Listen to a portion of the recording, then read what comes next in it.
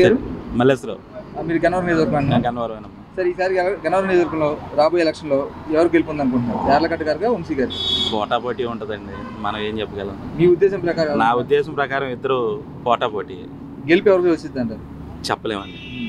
మీరు ఎవరికి వేస్తున్నారు ఓటు?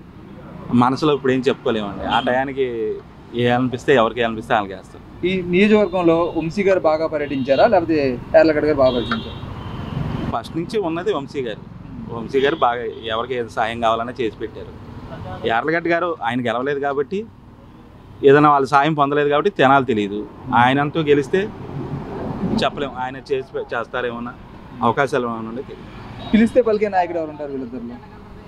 ఇప్పుడు ప్రజెంట్ ఆయన నాయకత్వంలో ఉన్నారు కాబట్టి వంశీ గారు పిలిస్తే వస్తారు ఎక్కడికైనా. అంటే యార్లగడ్డ గారు రారా లేకపోతే ఎవరు పిలవరు అంటారా?